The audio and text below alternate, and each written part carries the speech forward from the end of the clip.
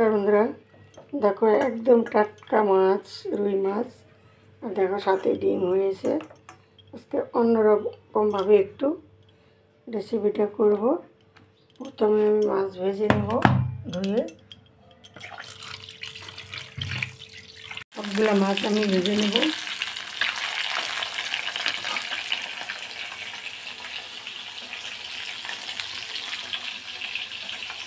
আর এদিকে আমি প্রেসারে ভাত বসিয়ে দিয়েছি ছেলের জন্য, সব কিছু ডাল চাল দিয়ে।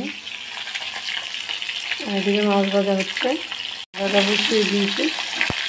এই দেখো সবগুলো মাছ আমি ভেজে নেব।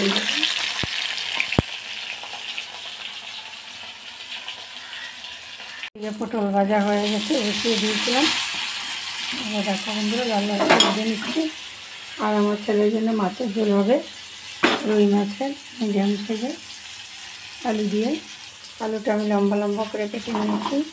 আর অল্প করে কচু দিয়েছি, সাথে রুই মাছের ছিল তাই আমি দিয়ে দিয়েছি।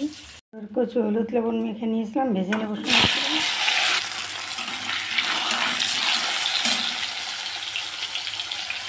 মাছটা আগে ভেজে নিয়েছি, পটলটা ঝোলটা করে নেব, লাল লাল করে ভেজে তুলে নেব।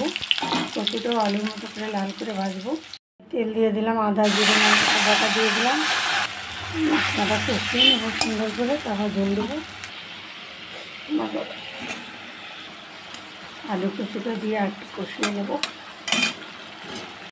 তেল ছেড়ে দিয়েছে, কষানো হয়ে গেছে। এবার আমি ঝোল দিয়ে দেবো অল্প।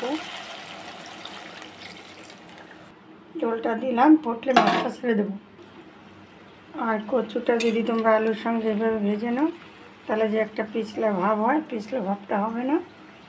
দেখো সুন্দর করে ভেজে নিয়েছি আমি। ঝোলটা ফুটলে মাছটা দিয়ে দেবো। আর ছোটো সাইজের একটা টমেটো পেস্ট করে দিয়েছি। এই দেখো মাছ সব ভেজে নিয়েছি, এই দেখো ছেড়ে দিলাম।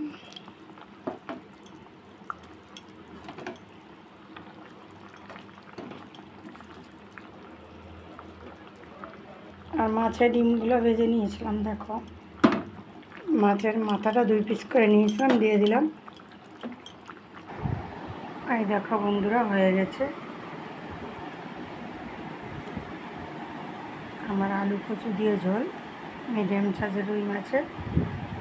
দেখো বেশি ঝোলও রাখিনি, কারণ কচুর ঝোল তো এমনিতেই টেনে যায়, অনেকটা টেনে যাবে যেটুকু আছে। এই দেখো, ভিডিওটা ভালো লাগলে লাইক কমেন্ট শেয়ার সাবস্ক্রাইব করে পাশে থাকবে। আর তোমরা কী ধরনের রেসিপি চাও আমাকে জানাবে। এর চেয়ে আরও অন্যরকম ভিডিও চলেও সেটাও বলবে। আমি যে ধরনের ভিডিও বানাচ্ছি তোমাদের যদি পছন্দ না হয় তাও বলবে, আর পছন্দ হলেও বলবে।